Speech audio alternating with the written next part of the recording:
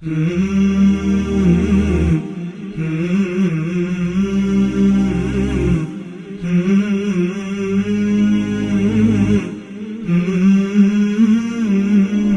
علیکم ورحمۃ اللہ وبرکاتہ۔ الحمدللہ رب العالمین والعاقبۃ للمتقین، الصلاۃ والسلام علی رسولہ الکریم وعلی آلہ واصحابہ ومن تبعہم بإحسان الی یوم الدین، اما بعد۔ محترم و مکرم ناظرین اکرام، آپ سب کا استقبال ہے ہمارے آج کے اس تیسرے ایپیسوڈ میں۔ ہم اور آپ دا اسٹرانگ فاؤنڈیشن کورس پر بات کر رہے ہیں، اور اس سے پہلے گزشتہ 2 ایپیسوڈز میں آپ کے سامنے عقیدہ صحیحہ اور عقیدہ توحید کے متعلق بہت ساری باتیں بیان کی گئیں اور بہت ساری چیزوں کو کتاب و سنت کی روشنی میں سمجھانے کی کوشش کی گئی۔ ناظرین، آج ہم جس عنوان کو لے کر کے آپ کے سامنے حاضر ہوئے ہیں وہ عقیدے کے باب کا ایک اہم اور بنیادی عنوان ہے، جس کا تعلق شرک سے ہے۔ ہم نے پہلے آپ کے سامنے صحیح عقیدے کے متعلق باتیں بیان کی، پھر آپ کے سامنے عقیدہ توحید کو بیان کیا۔ لہذا اس لحاظ اور مناسبت سے جو تیسری چیز ہم آپ کے سامنے بیان کرنے والے ہیں وہ ہے عقیدہ شرک۔ آپ نے اگر توحید کے معنی کو اپنے ذہن میں رکھا ہو تو شرک کا معنی اور مفہوم سمجھنے میں آپ کے لیے بڑی آسانی ہوگی۔ ہم نے عقیدہ توحید کے باب میں کیا کہا تھا کہ صرف اللہ تعالیٰ کو خالق کائنات، مالک الملک، رازق، مدبر اور تمام تر امور میں تصرف کرنے والا ماننا، تمام تر عبادتیں اللہ کے لیے بجا لانا اور اس کے اسماء و صفات میں اسے اکیلا ماننا توحید ہے۔ تو اس لحاظ سے شرک کا معنی کیا ہوگا کہ اللہ کے علاوہ کسی کو بھی خالق، مالک، رازق یا مدبر الامور ماننا، یا عبادات میں سے کوئی عبادت غیر اللہ کے لیے بجا لانا، یہ کیا ہے؟ یہ شرک ہے۔ شرک کا جو معنی ہم نے آپ کے سامنے بیان کیا ہے، اگر اس معنی کو مد نظر رکھیں تو آج آپ کو ہمارے معاشرے کے اندر شرک کی بہت ساری شکلیں بالکل واضح طور پر نظر آئیں گی۔ جیسے ہم دیکھتے ہیں کہ بہت سارے لوگ اللہ کے علاوہ غیروں کو اپنا حاجت روا سمجھتے ہیں، مشکل کشا سمجھتے ہیں، نفع اور نقصان کا مالک تصور کرتے ہیں، اور اسی بنا پر ان کے نام پر نظر و نیاز بھی پیش کرتے ہیں، ان سے مانگتے ہیں، ان کی قبروں پر جانور ذبح کرتے ہیں، ان کے قبروں کا طواف کرتے ہیں، ان سے امیدیں وابستہ کرتے ہیں، ان کی محبت کو اپنے دلوں میں ویسے بسا لیتے ہیں جیسے اللہ کی محبت ہونی چاہیے، ان سے ویسا ڈرتے ہیں جیسے اللہ سے ڈرنی چاہیے۔ لوگ اللہ کے مخلوقات میں سے بعض کو اپنا غوث اعظم، بعض کو اپنا داتا، بعض کو اپنا دستگیر، بعض کو اپنا غریب نواز اور مشکل کشا کہتے ہیں۔ اللہ اکبر۔ مدد کے لیے مصیبت میں انہیں پکارتے ہیں، انہیں پر توکل اور بھروسہ کرتے ہیں۔ یہ ساری شکلیں جو ہیں یہ شرک کی شکلیں ہیں۔ اسی طرح آپ دیکھیں بعض لوگوں کا یہاں تک اعتقاد ہے، خصوصاً صوفیہ اکرام کا، صوفیوں کی جو جماعت ہے ان کا، کہ اولیاء جو ہیں ان کے انتقال کر جانے کے بعد، ان کی وفات کے بعد جو ہے ان کے روح کا کائنات میں تصرف ہے، ان کے روح کا کائنات میں کیا ہے؟ تصرف ہے۔ اللہ اکبر۔ اسی لیے بار بار ان کی قبروں پر جاتے ہیں، وہاں جا کر کے اپنی حاجتیں پیش کرتے ہیں، اور یہ شرک کی ایک بہت بڑی شکل ہے۔ اللہ اکبر۔ شرک کی تو یہ کچھ شکلیں میں نے آپ کو بطور مثال پیش کی۔ مولانا حالی رحمہ اللہ جو ہے شرک کی پائی جانے والے ان قسموں کو بیان کرتے ہوئے چند اشعار کہے ہیں۔ عموماً درس وغیرہ کے دوران شعر و شاعری سے پرہیز کرتا ہوں، لیکن بات آئی ہے تو آپ کو بتا دوں۔ کیا کہتے ہیں کہ کرے غیر گر بت کی پوجا تو کافر، جو ٹھہرائے بیٹا خدا کا تو کافر، گرے آگ پر بہر سجدہ تو کافر، کواکب میں مانے کرشمہ تو کافر، مگر مومنوں پر کشادہ ہے راہیں، پرستش کرے شوق سے جس کی چاہے، نبی کو جو چاہے خدا کر دکھائیں، اماموں کا رتبہ نبی سے بڑھائیں، مزاروں پہ دن رات نظریں چڑھائیں، شہیدوں سے جا جا کے مانگے دعائیں، نہ توحید میں کچھ خلل اس سے آئے، نہ اسلام بگڑے نہ ایمان جائے۔ اللہ اکبر۔ اگر یہی کام کفار کریں تو وہ کافر ہیں، اور یہی کام ہم کریں تو ہم مسلمان اور مومن ہیں۔ اللہ اکبر۔ میں آپ کو بتاؤں، شرک جو ہے ایک بڑا بھیانک جرم ہے جسے شریعت اسلامیہ نے ایک عظیم جرم قرار دیا ہے۔ لہذا آئیے اب آپ کے سامنے ذرا ہم شرک کی قباحت اور اس کی شناعت کو بیان کریں۔ شرک یہ سب سے بڑا ظلم ہے، جیسا کہ اللہ رب العالمین نے قرآن مجید سورہ لقمان کی آیت نمبر 12 کے اندر ارشاد فرمایا، ان الشرک لظلم عظیم، بے شک شرک جو ہے یہ سب سے بڑا ظلم ہے۔ حافظ ابن کثیر رحمہ اللہ تفسیر ابن کثیر کے اندر اس آیت کی تفسیر کرتے ہوئے کہتے ہیں کہ بہت بڑے ظلم سے مراد یہ ہے کہ یہ سب سے بڑا ظلم ہے، اس سے بڑا ظلم کوئی نہیں ہے۔ اور کیوں نہ ہو؟ اس لیے کہ شرک کرنے والا حقیر پانی کے قطرے سے بنی ہوئی ایک مخلوق یا مٹی سے پیدا کی گئی ایک مخلوق کو اٹھا کر کے اللہ رب العالمین کے بالمقابل لا کے کھڑا کر دیتا ہے۔ لہذا شرک جو ہے ایک بہت بڑا ظلم ہے۔ آئیے اس تعلق سے ہم ایک دوسری دلیل دیکھتے ہیں۔ سورۃ الانعام کی آیت نمبر 82، آیت نمبر 82، اللہ نے کیا کہا؟ الذین آمنوا ولم یلبسوا ایمانہم بظلم اولئک لہم الامن وہم مہتدون، جو لوگ ایمان لائے پھر اپنے ایمان کو ظلم یعنی شرک سے آلودہ نہیں کیا، انہی کے لیے امن و سلامتی ہے اور یہی لوگ راہ راست پر ہیں۔ سیدنا عبداللہ ابن مسعود رضی اللہ تعالی عنہ کہتے ہیں کہ جب یہ آیت کریمہ نازل ہوئی کہ جو ایمان لائے اور ایمان لانے کے بعد ظلم نہیں کیا تو یہی لوگ امن والے اور ہدایت والے ہیں، تو اللہ کے رسول صلی اللہ علیہ وسلم کے اصحاب پر یہ آیت بڑی بھاری گزری۔ انہوں نے کہا ایونا لم یظلم نفسہ، اے اللہ کے نبی صلی اللہ علیہ وسلم، اللہ نے کہا کہ جو اپنے اوپر ظلم نہ کرے یا اپنے ایمان میں ظلم کے آمیزش نہ کرے، تو ہم میں سے کون ہے جو ظلم نہیں کرتا؟ تو اللہ کے نبی صلی اللہ علیہ وسلم نے کہا لیس ہوا کما تظنون انما ہوا کما قال لقمان لابنہ، کہ جیسا تم سمجھ رہے ہو معاملہ ویسا نہیں ہے۔ معاملہ دراصل یہ ہے کہ لقمان علیہ السلام نے جو اپنے بیٹے کو کہا یا بنی لا تشرک باللہ ان الشرک لظلم عظیم، اے میرے بیٹے اللہ کے ساتھ کسی کو شریک نہ کرنا، یہ شرک سب سے بڑا ظلم ہے۔ تو یہاں ظلم سے مراد کیا ہے؟ شرک ہے۔ اللہ اکبر۔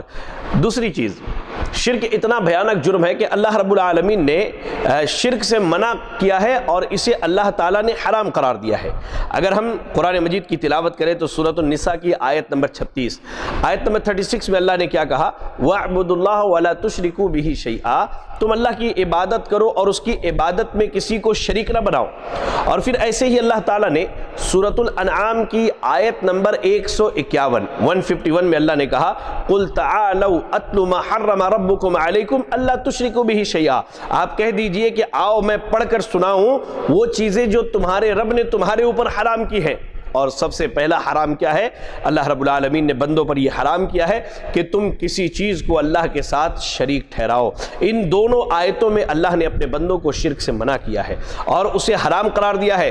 لہذا بندوں پر لازم ہے کہ وہ اپنی پیشانی صرف اللہ کے سامنے جھکائیں، اپنے ہاتھوں کو صرف اللہ کے سامنے پھیلائیں، اپنی مرادیں صرف اللہ سے مانگیں تاکہ ان کا دامن جو ہے وہ شرک سے بچا رہے۔ ایسے ہی شرک کی خرابی اور اس کی سنگینی کا اندازہ آپ اس سے بھی لگائیے کہ شرک جو ہے یہ سب سے بڑا گناہ ہے۔ سیدنا ابو بکرہ رضی اللہ تعالیٰ عنہ حدیث کے راوی ہے، یہ حدیث صحیح بخاری کی روایت ہے اور صحیح مسلم کی روایت ہے، کہتے ہیں کہ اللہ کے نبی صلی اللہ علیہ وسلم نے کہا الا انبئکم باکبر الکبائر، آپ نے اپنے صحابہ کو مخاطب کر کے کہا کیا میں تمہیں سب سے بڑے گناہ کے بارے میں نہ بتاؤں؟ صحابہ نے کہا بلا یا رسول اللہ، اللہ کے رسول صلی اللہ علیہ وسلم کیوں نہیں، آپ ہمیں بتلائیے۔ آپ نے کہا الاشراک باللہ و حقوق الوالدین، اللہ رب العالمین کے ساتھ اس کی مخلوقات میں سے کسی کو شریک کرنا اور ماں باپ کی نافرمانی کرنا، یہ کیا ہے؟ یہ سب سے بڑے گناہ ہیں۔ مزید اللہ کے نبی صلی اللہ علیہ وسلم نے ایک حدیث کے اندر شرک کو ان 7 ہلاک کرنے والی چیزوں میں سے قرار دیا ہے جو بندے کے اعمال کو تباہ اور برباد کر کے بندے کو ہلاکت اور جہنم تک پہنچانے والی ہے۔ صحیح بخاری صحیح مسلم کی روایت ہے، سیدنا ابو ہریرہ رضی اللہ تعالیٰ عنہ حدیث کے راوی، کہا اللہ کے نبی صلی اللہ علیہ وسلم نے فرمایا اجتنبوا السبع الموبقات، 7 ہلاک کرنے والی چیزوں سے بچو۔ اس میں آپ نے کہا الشرک باللہ، اللہ کے ساتھ کسی کو شریک کرنا۔ تو یاد رکھیں شرک جو ہے سب سے بڑا گناہ ہے، اور شرک ان گناہوں میں سے ہے جو بندوں کو ہلاک اور برباد کرنے کے لیے کافی ہے۔ ایسے ہی شرک کی سنگینی اور اس جرم کی خطرناکی کو آپ جاننا چاہیں تو میں آپ کو بتلاؤں کہ شرک ایک ایسا جرم ہے جو ناقابل معافی ہے۔ اگر شرک کرنے والا مشرک جو ہے بغیر سچی توبہ کے مر جائے یا شرک کرتے ہوئے اس کی موت آ جائے تو اس کا یہ جرم جو ہے ناقابل معافی ہے، اللہ کبھی اسے معاف نہیں کرے گا اور وہ ہمیشہ ہمیشہ جہنم میں رہے گا۔ آئیے سورۃ النساء کی تلاوت کیجئے، آیت نمبر 116 116۔ اللہ نے کیا کہا؟ ان اللہ لا یغفر ان یشرک بہ ویغفر ما دون ذلک لمن یشاء ومن یشرک باللہ فقد ضل ضلالا بعیدا، بے شک اللہ تعالیٰ اپنے ساتھ شرک کیے جانے کو معاف نہیں کرتا، اس کے علاوہ جو دیگر گناہ ہے اللہ جس کے لیے چاہتا ہے اسے معاف کر دیتا ہے، اور جو شخص اللہ کا شریک بناتا ہے وہ دور کی گمراہی میں جا پڑا ہے۔ اللہ اکبر۔ یاد رکھیں اس سے ثابت یہ ہوتا ہے کہ شرک ایک ایسا گناہ ہے جس کی بخشش نہیں ہے۔ ہاں شرک کے علاوہ اگر دوسرے کبیرہ گناہ بندے نے کیے ہیں تو اس کی 2 حالتیں ہیں، یا تو اللہ تعالیٰ بندے کو اول وہلہ میں معاف کر دے اور جنت کے اندر جگہ دے دے، یا پھر اللہ رب العالمین اس بندے کے عذاب کا مزہ چکھانے کے مزہ چکھانے کے بعد جہنم سے نکال کر کے جنت میں داخل کرے۔ جیسا کہ ہم نے گزشتہ ایپیسوڈ میں توحید کی فضیلت میں یہ بات آپ کے سامنے رکھی تھی کہ توحید کی ایک فضیلت، عقیدہ توحید کی ایک فضیلت یہ بھی ہے کہ گناہ کبیرہ اگر ہے اور بندہ جہنم میں ڈالا جائے تو وہ توحید کی وجہ سے نکال کر کے جنت کے اندر داخل کیا جائے گا۔ ایسے ہی اللہ رب العالمین نے سورۃ الفرقان کی آیت نمبر 70 آیت نمبر 70 میں بیان کرتے ہوئے کہا الا من تاب وآمن وعمل صالحا فاولئک یبدل اللہ سیئاتہم حسنات وکان اللہ غفورا رحیما۔ ہاں جو لوگ توبہ کر لیں، ایمان لے آئیں اور نیک عمل کریں تو ایسے لوگوں کے گناہوں کو اللہ نیکیوں میں بدل دے گا۔ اللہ اکبر۔ اگر بندہ توبہ کر لے، توبہ کر کے نیک عمل کرنے لگے، تقوی کی راہ اختیار کرے تو اللہ تعالیٰ اس کے گناہوں کو معاف کر دے گا اور اس کے گناہوں کو بدل کر کے نیکیاں بنا دے گا، اس کے گناہوں کو اللہ تعالیٰ نیکیوں میں بدل دے گا۔ ایسے ہی شرک کی سنگینی کا آپ اندازہ اس سے لگائیے کہ شرک کی موجودگی میں بندے کے تمام اعمال ضائع اور برباد ہو جاتے ہیں۔ اس کو آپ ایک مثال سے سمجھیے۔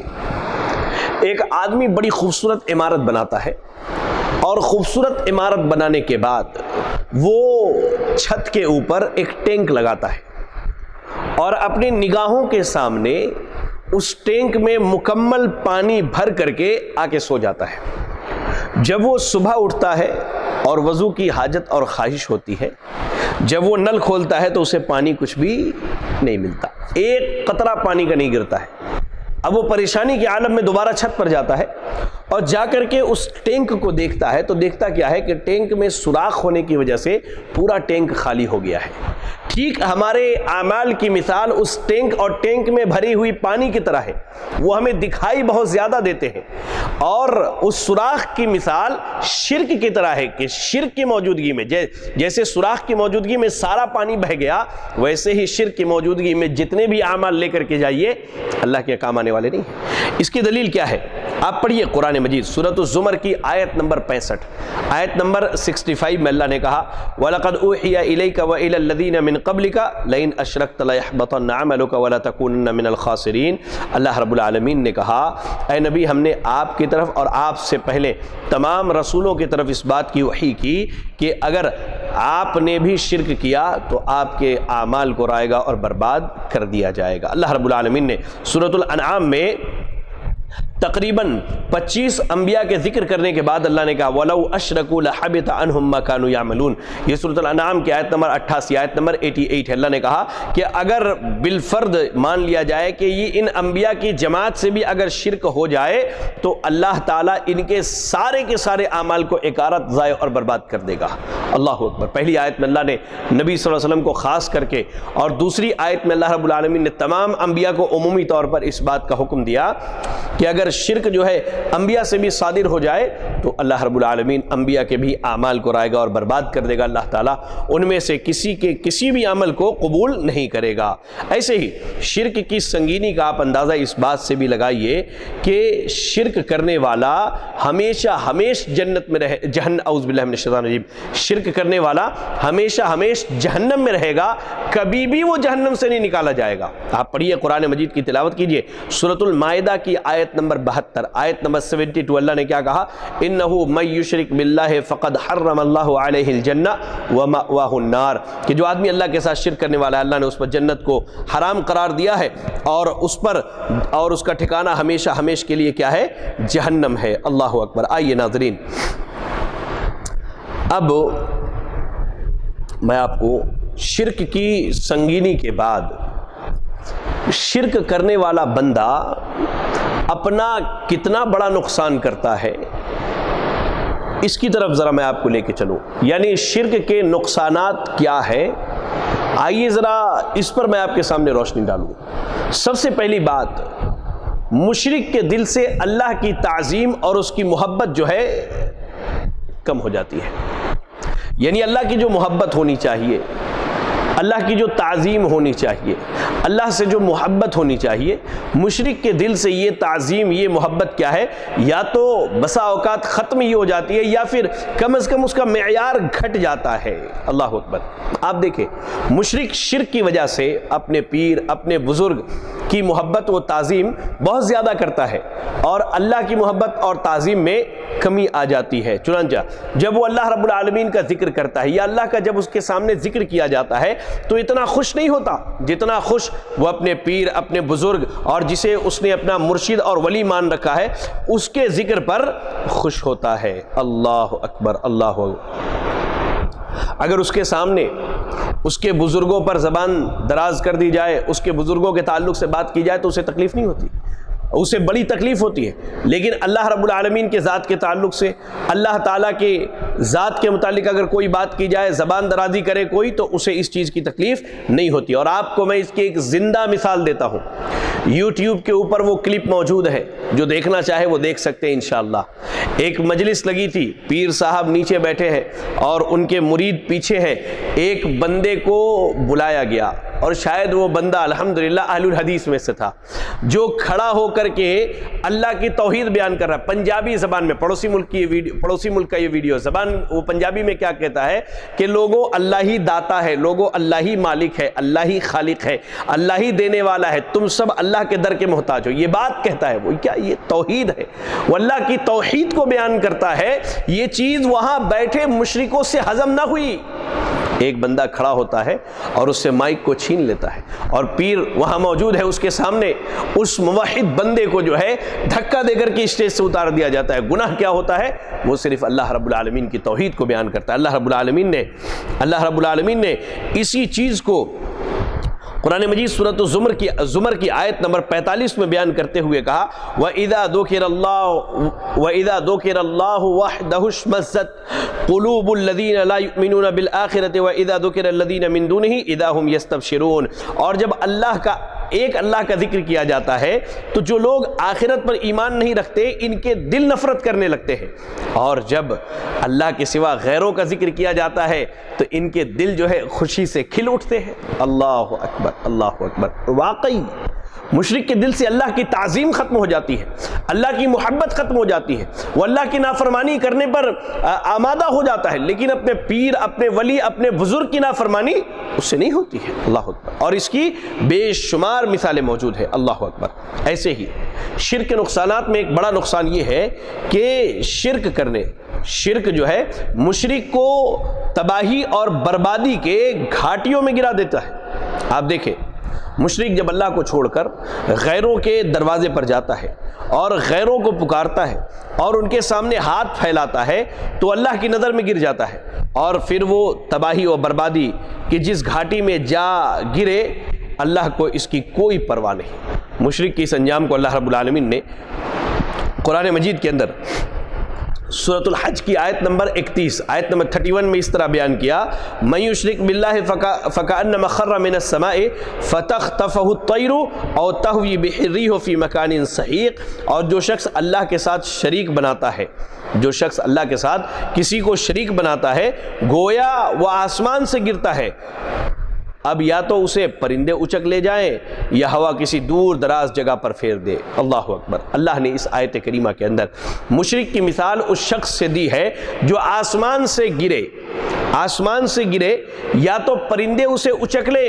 اور نوچ کر کے کھا جائیں تو بھی وہ ہلاک اور برباد ہو گیا، یا پھر ہوا اسے کسی دور کی وادی یا کسی گھاٹی میں لے جا کر کے پھینک دے، وہ بھی ہلاک و برباد ہو گیا۔ لہذا مشرک کیا ہے؟ شرک کی وجہ سے تباہی اور بربادی کی گھاٹیوں میں چلا جاتا ہے۔ ایسے ہی شرک جو ہے مشرک کو نجس کر دیتا ہے، ناپاک بنا دیتا ہے۔ شرک اس قدر گندی چیز ہے کہ اس سے شرک کرنے والا نجس اور پلید اور ناپاک ہو جاتا ہے۔ آپ قرآن مجید پڑھیے، اللہ تعالیٰ نے مشرک کی نجاست کو بیان کرتے ہوئے سورۃ التوبہ کی آیت نمبر 28 میں کہا، انما المشرکون یا ایھا الذین آمنوا انما المشرکون نجس، اے ایمان والو بے شک مشرک کیا ہے؟ ناپاک ہے، پلید ہے۔ اور ظاہر ہے کہ جب کوئی شخص توحید پر قائم نہیں رہتا، جو کہ عقائد اور اعمال کے طہارت کے اسباب میں سے ایک بنیادی سبب ہے، اور وہ شرکیہ اعمال کا ارتکاب کرتا ہے، تو اس وجہ سے اس کا باطن جو ہے پلید اور ناپاک ہو جاتا ہے۔ اللہ کی ہم پناہ چاہتے ہیں شرک جیسے عظیم گناہ سے۔ اچھا، مشرک شرک کرنے کی وجہ سے اللہ تعالیٰ کے تعلق سے بدگمانی کا شکار ہو جاتا ہے، وہ اللہ کے ساتھ بدگمانی کرنے لگتا ہے۔ کیسے؟ جب مشرک اللہ کے علاوہ کسی کو اپنا حاجت روا، مشکل کشا، غوث اعظم، داتا اور گنج بخش تصور کرتا ہے تو وہ گویا کہ اللہ پر بدگمانی کرتا ہے، اس لیے کہ وہ اللہ تعالیٰ کو مختار کل اور قادر مطلق نہیں مانتا۔ ورنہ اگر وہ اللہ کو مختار کل مانتا اور اسی کو حاجت روا، اسی کو مشکل کشا، اسی کو غوث اعظم اور داتا مانتا تو قطعاً وہ غیروں کو نہ پکارتا، غیروں کے دربار کے چکر نہ لگاتا۔ اللہ اکبر۔ اس سے یہ بات لازمی طور پر ہمیں سمجھ میں آتی ہے کہ مشرک گویا کہ اللہ تعالیٰ کو نعوذ باللہ ناقص سمجھتا ہے، اور اللہ کے اختیارات پر اسے شک ہے، اور وہ بدگمانی میں مبتلا ہے۔ اللہ رب العالمین نے اس ناقابل معافی جرم کی قباحت کو بیان کرتے ہوئے سورۃ الفتح کی آیت نمبر 6 میں اللہ نے کہا، آیت نمبر 6 میں اللہ نے کہا، وَيُعَذِّبَ الْمُنَافِقِينَ وَالْمُنَافِقَاتِ وَالْمُشْرِكِينَ وَالْمُشْرِكَاتِ الظَّانِّينَ بِاللَّهِ ظَنَّ السَّوْءِ عَلَيْهِمْ دَائِرَةُ السَّوْءِ وَغَضِبَ اللَّهُ عَلَيْهِمْ وَلَعَنَهُمْ وَأَعَدَّ لَهُمْ جَهَنَّمَ وَسَاءَتْ مَصِيرًا۔ اللہ نے کہا تاکہ منافق مردوں اور منافقہ عورتوں اور مشرک مردوں اور مشرکہ عورتوں کو عذاب دے جو اللہ کے بارے میں بدگمانیاں رکھنے والے ہیں۔ اللہ اکبر۔ اللہ نے مشرکوں کی یہاں مشرکوں کو عذاب دیے جانے کا ایک بنیادی سبب کیا بتایا؟ یہ اللہ کے تعلق سے بدگمانی رکھنے والے ہیں، اور مصیبت لوٹ کر انہی پر آنے والی ہے، اور اللہ تعالیٰ ان پر غضبناک ہو گیا، ان پر لعنت بھیج دی، اور اس نے ان کے لیے جہنم تیار کر رکھی ہے جو بہت ہی برا ٹھکانہ ہے۔ اللہ اکبر۔ یاد رکھیں، مشرک اپنے شرک کی وجہ سے اللہ تعالیٰ کے تعلق سے بدگمان ہوتا ہے۔ اللہ اکبر۔ یہی وجہ ہے کہ اللہ کے رسول صلی اللہ علیہ وسلم نے، یا یوں کہیے کہ یہی وجہ ہے کہ شریعت اسلامیہ نے ان تمام دروازوں کو بند کر دیا جو بندے کو شرک تک لے کر کے جانے والے ہیں۔ اس کی میں آپ کو چند مثالیں دے کر کے سمجھاؤں۔ رسول اللہ صلی اللہ علیہ وسلم کی تعریف میں مبالغہ کرنا منع ہے۔ کیوں؟ تاکہ شرک کا دروازہ بند ہو جائے۔ اس دنیا کے اندر اللہ کے ذات کے بعد سب سے زیادہ اگر کسی کی عزت، کسی کا احترام کیا جاتا ہے تو نبی اکرم صلی اللہ علیہ وسلم کی ذات ہے۔ اللہ کے نبی صلی اللہ علیہ وسلم کیا ارشاد فرماتے ہیں؟ صحیح بخاری کی روایت ہے، کہا لا تطرونی کما اطرت النصارى ابن مریم کما اطرت النصارى ابن مریم فانما انا عبد فقولوا عبد اللہ ورسولہ، کہ میرا مقام ویسے نہ بڑھاؤ جیسے عیسائیوں نے عیسیٰ بن مریم کا مقام بڑھا دیا۔ میں تو اللہ کا بندہ ہوں، لہذا تم مجھے اللہ کا بندہ اور اس کا رسول کہو۔ آپ کو معلوم ہونی چاہیے کہ اللہ کے نبی صلی اللہ علیہ وسلم ایک دعوت پر گئے اور وہاں چھوٹی چھوٹی بچیاں جو ہیں اللہ کے نبی کے بارے میں کچھ اشعار کہہ رہی تھی، کہ اس میں سے ایک نے کہا وَفِينَا نَبِيٌّ يَعْلَمُ مَا فِي غَدٍ، کہ ہمارے درمیان ایک ایسے نبی ہیں جنہیں معلوم ہے کہ کل کیا ہونے والا ہے۔ یہ کل کیا ہونے والا ہے غیبیات میں سے ہے۔ اب بعض لوگ اپنے اولیاء اور اپنے بزرگوں کے تعلق سے یہ عقیدہ رکھتے ہیں کہ غیب کا علم جاننے والے، اور ہارون رشید کے بارے میں بڑا مشہور ہے کہ ان کے دربار میں ایک شخص آیا اور آ کر کے کہتا ہے کہ اے بادشاہ کل کیا ہونے والا ہے میں یہ بتا سکتا ہوں۔ اللہ اکبر۔ تو ہارون رشید نے کہا کہ گزشتہ زمانے کی بات اگر تم بتانے کا دعویٰ کرو تو میں مان سکتا ہوں، کہیں تم نے پڑھا ہوگا، کسی سے سنا ہوگا، تمہارے مطالعے میں یہ چیز ہے، لیکن آئندہ کی بات کرتے ہو تو مجھے تو حیرانگی ہے۔ تو اپنے غلاموں سے انہوں نے کہا کہ اسے لے جاؤ اور اسے کھمبے سے باندھ دو اور باندھ کر کے اسے خوب پیٹو۔ تو کہتا ہے کہ میرا کیا قصور ہے اس میں، میرا کیا قصور ہے اس میں؟ اللہ اکبر، اللہ اکبر، سبحان اللہ وبحمدہ، سبحان اللہ العظیم۔ ہارون رشید نے کہا اس سے کہ تمہیں یہاں آنے سے پہلے اپنا مستقبل نہیں معلوم تھا کہ یہاں جانے کے بعد تمہیں بہت زیادہ جوتے پڑنے والے ہیں؟ تو آج ہمارے درمیان بہت سارے لوگ ہیں جو غیب جاننے کا دعویٰ کرتے ہیں، ہاتھ دیکھتے ہیں، پھال نکالتے ہیں، پتہ نہیں کیا کیا کرتے، اور ڈیجیٹل استخارے بھی کرتے ہیں۔ اللہ اکبر۔ اللہ کے نبی صلی اللہ علیہ وسلم نے شرک کے دروازے کو یہ بند کیا اور اپنے بارے میں کہا کہ لا تطرونی کما اطرت النصارى ابن مریم، میرے بارے میں ویسا نہ کہو جیسے نصارہ نے ابن مریم کے بارے میں کہا۔ تو جو بچیاں گا رہی تھی ان میں سے ایک بچی نے یہ کہا کہ ہمارے درمیان ایک نبی ایسے ہیں جو کل کی بات جانتے ہیں۔ تو اللہ کے نبی صلی اللہ علیہ وسلم نے کہا دعی هذه وقولی بالذی کنت تقولین، اس بات کو چھوڑ دو، ہاں جو تم پہلے اپنے بزرگوں کے تعریف میں جو اشعار پڑھ رہی تھی تم وہ پڑھو، اپنے قبیلے کی باتوں کو پڑھو، لیکن نبی کے بارے میں یہ نہ کہو کہ نبی کل کی بات کو جانتے۔ تو اللہ کے نبی صلی اللہ علیہ وسلم نے شرک کے دروازوں کو بند کرتے ہوئے سب سے پہلے اپنے تعریف میں مبالغہ کرنے سے منع کیا، جو اس بات کی دلیل ہے کہ کائنات کی سب سے عظیم شخصیت کی تعریف میں جب مبالغہ آرائی سے کام نہیں لیا جا سکتا تو اللہ کے جو دیگر مخلوقات ہیں، جو اللہ کے جو دیگر بندے ہیں جنہیں آج لوگوں نے اپنا ولی، اپنا بزرگ، اپنا مرشد مان رکھا ہے، ان کی تعریف میں کیسے غلو کیا جائے اور اندھی عقیدت میں کیسے انہیں اللہ کے ان غیر اللہ کو حاجت روا، مشکل کشا، غوث اعظم، دستگیر کہا جائے۔ تو یاد رکھیں نبی نے جب اپنی تعریف میں کلمات مبالغہ کرنے سے منع کیا ہے تو غیروں کی تعریف میں مبالغہ کرنا تو یہ شرعاً ناجائز اور حرام ہے۔ چلیں اس کے بعد شریعت اسلامیہ نے شرک کے دروازوں کو بند کرتے ہوئے قبروں کو پختہ کرنا اور قبروں پر سجدہ کرنے کو حرام قرار دیا ہے۔ آئیے اس کی دلیل کیا ہے۔ صحیح مسلم کی روایت ہے، اللہ سیدنا جابر بن عبداللہ رضی اللہ تعالیٰ عنہ کہتے ہیں اللہ کے نبی صلی اللہ علیہ وسلم نے فرمایا کہ ان یجسس القبر وان یقعد علیہ ان یبنى علیہ، کہ قبروں کو پختہ نہ کیا جائے، اس پر بیٹھا نہ جائے اور نہ ہی اس پر تعمیر کی جائے۔ اللہ اکبر۔ آج جب ہم لوگوں کو یہ بتلاتے ہیں کہ بھائی یہ جو مزارات پر ہو رہے ہیں یہ شرک ہو رہے ہیں اور یہ شرک کے مظاہر ہیں، تو لوگ کیا کہتے ہیں کہ مول صاحب وہ تو اللہ کے نیک بندے ہیں۔ ہم بارہا ایک سوال پوچھتے ہیں لوگوں سے، آپ ناظرین سے بھی پوچھتے ہیں، اور آپ ناظرین کا بھی حق ہے کہ آپ دوسروں سے پوچھیں کہ کیا شریعت اسلامیہ میں قبر کے اوپر عمارت بنانی جائز ہے؟ یہ میلے ٹھیلے، یہ چادر، یہ جلوس، یہ جلسے اور یہ عرس اور یہ ساری چیزیں بات کی بات ہے۔ پہلے آپ یہ فیصلہ کیجئے کہ کیا مزاروں کے اوپر جو ہے، کیا قبروں کے اوپر مزارات بنانے اور عمارت بنانا جائز ہے؟ اللہ اکبر، اب جب یہ بات کہی جاتی ہے تو لوگ دلیل کیا دیتے ہیں کہ اللہ کے نبی صلی اللہ علیہ وسلم کی قبر پر ہے اس لیے ہم بناتے ہیں. حالانکہ آپ کو معلوم ہونا چاہیے سیدہ عائشہ صدیقہ رضی اللہ تعالیٰ عنہ ارشاد فرماتی ہے, صحیح حدیث کے الفاظ ہیں کہ اس ڈر سے کہ کہیں نبی صلی اللہ علیہ وسلم کی قبر کی بہت زیادہ تعظیم نہ کی جانے لگے, لوگ آپ کی قبر کی مٹی کو اٹھا کے نہ لے کے جانے لگے, نبی صلی اللہ علیہ وسلم کو آپ کے کمرے کے اندر, آپ کے گھر کے اندر دفن کیا گیا, ورنہ آپ کو بقیع غرقد قبرستان میں دفن کیا جاتا. اور اللہ کے نبی صلی اللہ علیہ وسلم کی قبر کیا ہے؟ آپ تاریخ کا مطالعہ کریں, آپ کو اس بات کا علم ہوگا.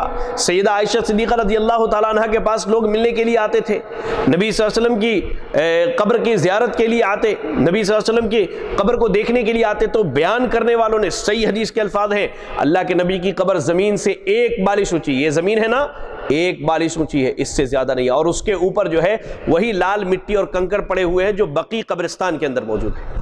اللہ اکبر. آج جو قبروں پر جو عمارت بنائی گئی ہے, قبروں پر جو مزارات بنائے گئے ہیں, یہ تو شریعت کی سراسر مخالفت ہے.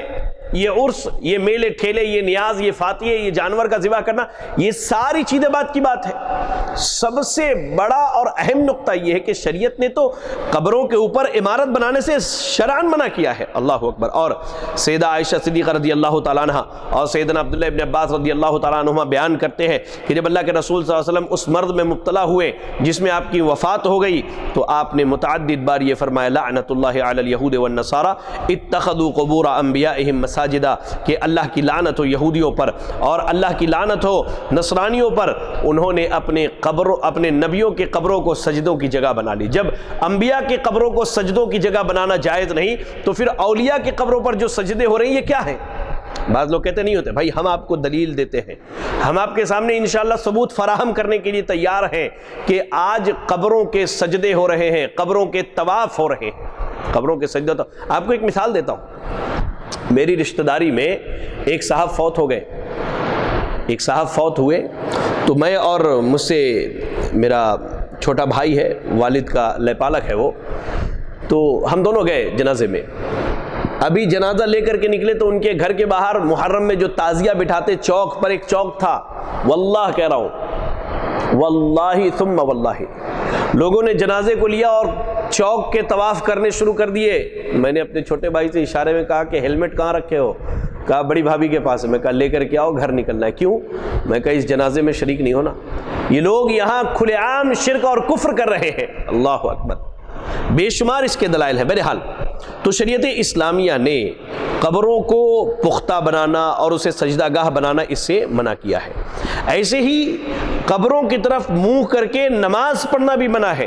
اللہ اکبر. آپ دیکھیں اللہ کے رسول صلی اللہ علیہ وسلم ارشاد فرماتے, صحیح مسلم کی روایت ہے, لا تصلوا الی القبور ولا تجلسوا علیہا, قبروں کی طرف رخ کر کے نماز نہ پڑھو اور نہ ہی قبروں پر بیٹھو. اللہ کے رسول صلی اللہ علیہ وسلم نے اس حدیث میں شرک کا ایک اور راستہ بند کیا, اور وہ یہ کہ قبر کی طرف رخ کر کے نماز پڑھنا یا ان پر بیٹھنا. جیسا کہ آج کل لوگ پیروں اور بزرگوں کی درباروں پر جا کر ان کے قبروں کی طرف رخ کر کے نماز پڑھتے ہیں, اور اسی طرح کئی لوگ قبروں پر بیٹھ کر چلہ کشی کرتے ہیں اور مراقبہ کرتے ہیں. اللہ اکبر. شریعت نے اس پر بیٹھنے سے منع کیا ہے. اور قبروں کو جو ہے, جو قبریں اونچی ہو انہیں زمین کے برابر کر دیا جائے اور ان پر بنائی گئی عمارتوں کو گرانے کا حکم ہے. اللہ اکبر. آپ دیکھیں سیدنا علی رضی اللہ تعالیٰ عنہ بیان کرتے ہیں کہ رسول اللہ صلی اللہ علیہ وسلم نے مجھے یہ حکم دے کر بھیجا کہ ہر بت اور مجسمے کو مٹا دوں اور ہر اونچی قبر کو زمین کے برابر کر دوں. صحیح مسلم کی یہ روایت ہے. آپ کو ایک چیز معلوم ہونی ہے, جب یہ دلیل پیش کی جاتی ہے تو بعض لوگ کیا کہتے ہیں کہ بھائی وہ جو قبریں تھی وہ مشرکوں کی قبریں تھی. چلے آپ کو میں ایک اور دلیل پیش کرتا ہوں. سند کے اعتبار سے بعض علماء نے اس پر کلام کیا ہے. سیدنا عثمان ابن عفان رضی اللہ تعالیٰ عنہ کہیں سفر پر نکل رہے تھے اپنے دور خلافت میں, تو لوگوں کو یہ حکم دیا کہ قبرستان میں جو قبریں 1 بالش سے زیادہ اونچی ہیں ان کو زمین کے برابر کر دیا جائے.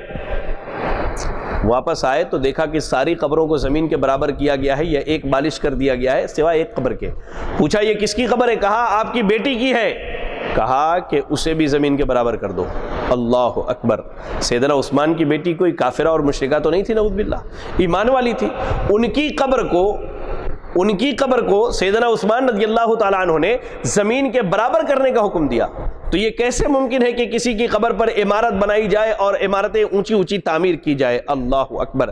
قبروں اور مزارات کی طرف زیارت کے لیے سفر کرنا شریعت نے اسے حرام قرار دیا۔ آج آپ دیکھیں، اللہ اکبر، ہم نے دیکھا پوسٹرز لگے ہوتے ہیں کہ چلیے زیارات کے لیے، اب زیارات میں فلاں شریف فلاں شریف فلاں شریف ہوتے ہوئے جو ہے اجمیر چلیں گے، فلاں جگہ چلیں گے، فلاں جگہ۔ قبروں کی زیارت کرنا، مزاروں کی زیارت کرنا اسلام میں حرام ہے۔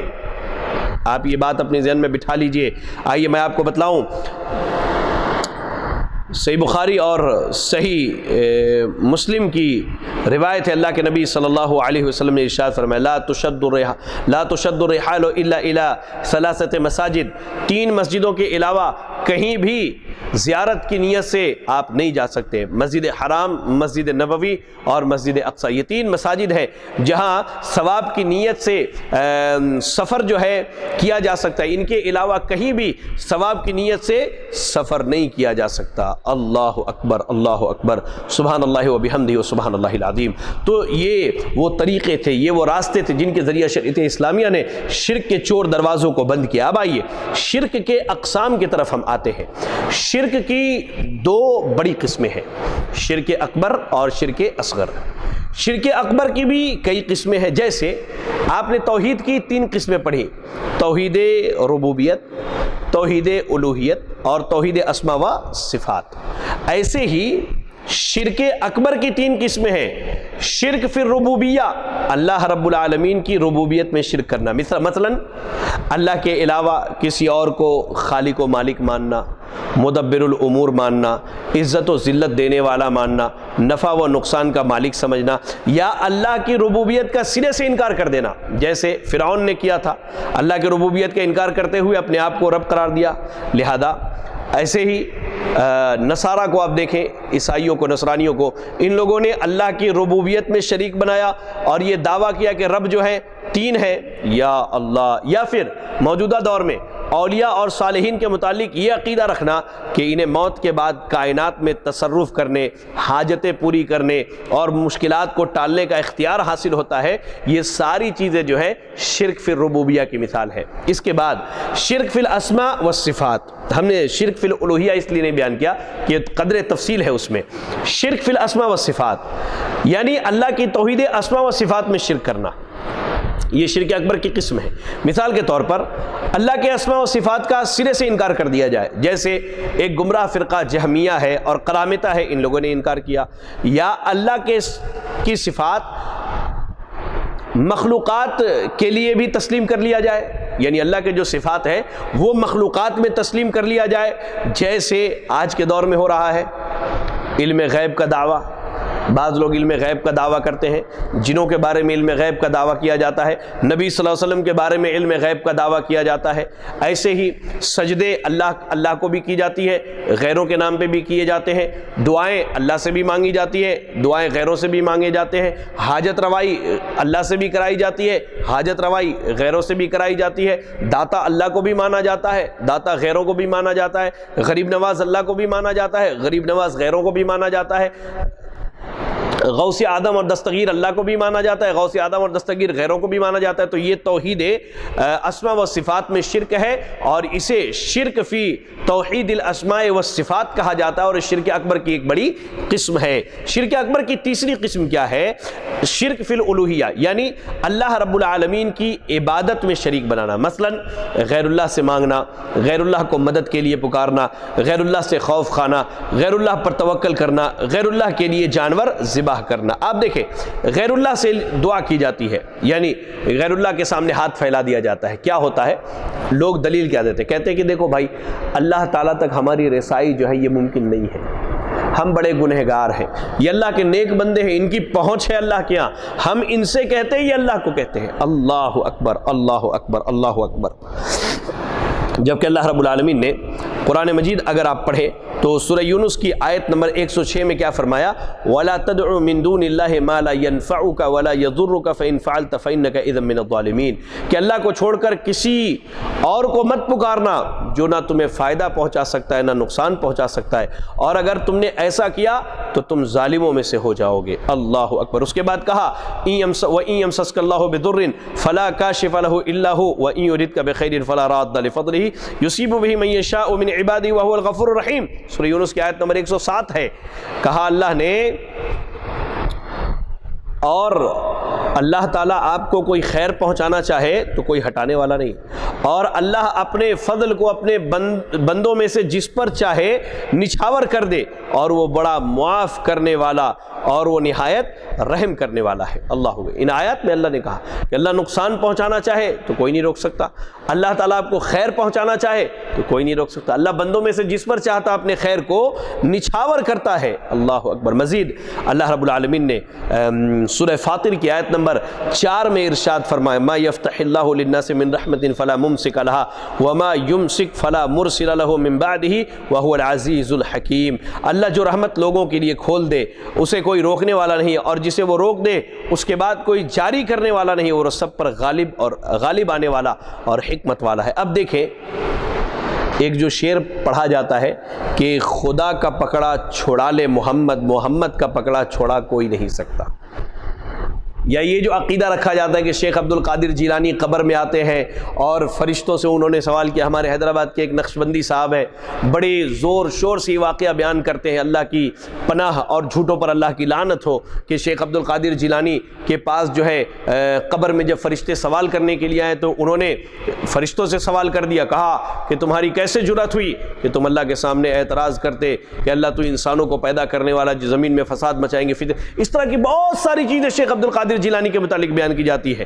لہذا یاد رکھیں یہ ساری چیزیں خرافات ہیں، یہ ان کے اپنے من کی باتیں ہیں جو کتاب و سنت سے نہیں ملتی، ان کی نفسانی خواہشات ہیں جن کی اتباع کرتے ہیں۔ لہذا غیر اللہ سے دعا کرنا، غیر اللہ کو پکارنا، چاہے وہ غیر نبی ہو، چاہے وہ غیر ولی ہو، چاہے وہ بزرگ ہو، چاہے وہ جنات و شیاطین ہو، غیر اللہ کو پکارنا یہ کیا ہے؟ یہ منع ہے، یہ حرام ہے، یہ ناجائز ہے۔ اللہ اکبر۔ چلے شرک اکبر کی جو تیسری قسم ہے اللہ کی الوہیت میں شرک کرنا، اس کی ایک صورت یہ بھی ہے کہ غیر اللہ سے ویسی محبت کی جائے جو محبت اللہ رب العالمین سے ہونی چاہیے۔ ایسے ہی ایک صورت اس کی یہ ہے کہ غیر اللہ سے اس بات کا خوف کھایا جائے کہ وہ اپنی طاقت، اپنی قدرت سے جو ہے ہمیں نقصان پہنچا سکتا ہے، یا اس سے یہ امید رکھی جائے کہ وہ ہمیں فائدہ پہنچا سکتا ہے۔ اللہ اکبر۔ ایسے ہی شرک اکبر کی ایک صورت یہ بھی ہے کہ ان امور کے بارے میں غیر اللہ سے یعنی غیر اللہ پر توکل اختیار کرنا، بھروسہ کرنا جن کا اختیار صرف اللہ کو ہے، جیسے پیروں سے، فقیروں سے، بزرگوں سے یہ امید وابستہ کر لینا، یہ توکل کر لینا کہ یہ ہمیں رزق دینے والے ہیں، یہ اولاد دینے والے، یہ ہر شر سے بچانے والے ہیں، تو یہ شرک پھر الوہیہ کی جو ہے کچھ قسمیں ہیں۔ تو یاد رکھیں شرک کی 2 قسمیں، شرک اکبر، شرک اصغر۔ پہلی قسم شرک اکبر کی 3 قسمیں ہیں، شرک فی الربوبیہ، شرک فی الاسماء والصفات، اور شرک فی الالوہیہ۔ اس کے بعد شرک اصغر سے مراد ایسا شرک ہے جو بندے کو شرک اکبر تک پہنچا دے۔ اللہ کے نبی صلی اللہ علیہ وسلم نے کہا کہ میں اپنی امت پر جو ہے تم پر سب سے زیادہ شرک اصغر کا خوف کھاتا ہوں۔ صحابہ نے پوچھا شرک اصغر سے کیا مراد ہے؟ آپ نے کہا شرک اصغر سے مراد ریاکاری ہے۔ اللہ اکبر، اللہ اکبر۔ شرک اصغر کی متعدد شکلیں ہیں، جیسے غیر اللہ کی قسم کھانا، ایسے ہی یہ کہنا کہ جو اللہ چاہے، جو آپ چاہیں، جیسے بیماری سے اگر شفا یابی ہو گئی ڈاکٹر کے ذریعے تو آدمی کیا کہتا ہے؟ آپ تو میرے لیے خدا بن کے آئے، آپ میرے لیے خدا بن کر کے آئے۔ اللہ اکبر۔ یا اس طرح کا جملہ کہا جاتا ہے کہ بھائی جو اللہ چاہے اور جو آپ کی مرضی ہے، تو یہ کیا ہے؟ یہ شرک اصغر ہے۔ بلکہ کہنا یہ چاہیے کہ جو اللہ چاہے اس کے بعد آپ چاہیں، ٹھیک ہے۔ ایسے ہی شرک اصغر کی ایک قسم جو ہے بدشگونی کرنا اور فال نکالنا، جیسے زمانہ جاہلیت میں آدمی سفر کے لیے نکلتا تو ایک کبوتر اڑاتا، اگر وہ دائیں طرف گیا تو نیک فال لیتا، بائیں طرف گیا تو بدفالی لیتا۔ آج کے دور میں موجود ہے، راہ چل رہے ہیں، بلی نے راستہ کاٹ دیا، بھیا رک جاتے ہیں۔ آپ کو معلوم ہونا چاہیے کہ بلی شاید آپ سے زیادہ جلدی میں ہے کسی کام کے لیے، جس کام کے لیے آپ جا رہے ہیں۔ اس لیے بدشگونی لینا، بدفالی لینا، لوگ فال نکلواتے ہیں، یہ کام کرنا کیسا ہے۔ آج شادی بیاہ کے جب معاملات طے ہوتے ہیں تو ہم نے دیکھا کہ لوگ جنتری کھولتے ہیں۔ آپ کو معلوم ہونا چاہیے جنتری کھولنے کے بعد ہاں اتنی تاریخ کو دیکھیے یہ دن کیسا ہے، یہ فال نکالنا، یہ شرک اصغر کی قسموں میں سے ہے۔ اور بندے کو یہ چیز کیا ہے، اللہ اکبر، اسے جو ہے شرک اکبر تک پہنچا دیتا ہے۔ اللہ کے نبی صلی اللہ علیہ وسلم نے کہا من ردت الطیرۃ عن حاجتی فقد اشرک، جس کو بدشگونی کسی کام سے روک دے تو گویا کہ اس نے شرک کیا۔ اب آپ نے دیکھا کہ بھائی 17 تاریخ آ رہا ہے، 17 کا لفظ جو ہے لوگ اسے 17 یعنی خطرہ سمجھتے ہیں اور اس سے کیا ہے اپنے معاملات طے نہیں کرتے۔ یہ چیزیں شرک کی قسمیں ہیں، شرک اصغر کی قسمیں۔ ایسے ہی شرک اصغر کی قسموں میں نجومیوں کے پاس، کاہنوں کے پاس جانا یا ان کی بات کو تصدیق کر لینا۔ ہاتھ دکھایا جوتشی صاحب کو، جوتشی صاحب نے کہہ دیا کہ 2022 میں آپ کے پاس بڑا مال آنے والا ہے، چلو اس پر اعتماد کر لیا۔ بھائی 2022 آپ کے لیے بڑا برا گزرنے والا ہے، فلاں ستارہ جو ہے گردش میں ہے، آپ یہ کیجئے وہ کیجئے، یہ چیزیں کیا ہے، یہ حرام ہے، یہ شرک اصغر کی قسموں میں سے ہے۔ ایسے ہی شرک اصغر کی قسموں میں ہاتھ میں کڑا پہننا، دھاگا باندھنا اور تعویذ پہننا، اور ہمارے نوجوانوں میں تو بڑا عام ہے بھائی، آج فیشن کے نام پر کڑے پہنے جا رہے ہیں، فیشن کے نام پر، اچھا ہاتھ میں کالے دھاگے باندھے جا رہے ہیں، پیروں میں کالے دھاگے باندھے جا رہے ہیں، گلے میں کالا دھاگا لٹکایا جا رہا ہے، تو کڑا پہننا، دھاگا باندھنا، تعویذ پہننا، یہ ساری چیزیں کیا ہے، شرک میں سے۔ اللہ کے نبی صلی اللہ علیہ وسلم نے کہا ان الرقا والتمائم والتولۃ شرک، بے شک غیر شرعی جھاڑ پھونک، تعویذ اور میاں بیوی کے درمیان محبت پیدا کرنے کے لیے کوئی غیر شرعی عمل کرنا، یہ سب کیا ہے، یہ شرک ہے۔ اللہ کے نبی نے ایک نوجوان شخص کے ہاتھ میں ایک کڑا دیکھا تو پوچھا بھائی کیوں پہنا ہے؟ کہا کہ اللہ کے رسول کمزوری ہے، تو کہا کہ اسے کھول دو، یہ صرف جو ہے تمہیں کمزور کرے گا، یعنی تمہارے ایمان میں کمزوری پیدا کرے گا، تمہارا توکل اور بھروسہ اسی پر ہوگا، اور یہ تمہارے ہاتھ میں رہا اور اسی حال میں مر گئے تو کبھی تم کامیاب نہیں ہو سکتے۔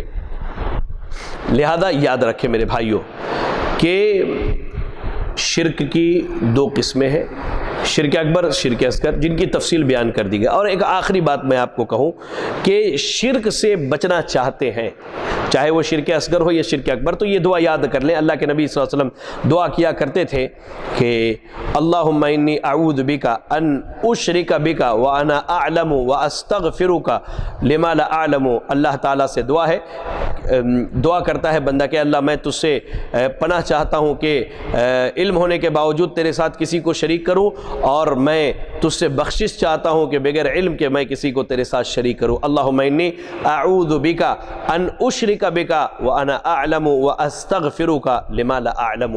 لہذا انہی چند باتوں کے ساتھ آج کے اس ایپیسوڈ کے اختتام پر ہم پہنچتے ہیں، اور اللہ سے دعا کرتے ہیں کہ اللہ رب العالمین شرک اور شرک کے معنی و مفہوم اور اس کے نقصانات اور شرک کے اقسام کو جو ہم نے پڑھا، سیکھا، سمجھا اور جانا، اس کو سمجھ کر شرک جیسے عظیم گناہ سے بچنے کی توفیق عطا فرمائے۔ آمین وآخر دعوانا ان الحمد للہ رب العالمین۔ جزاکم اللہ خیرا۔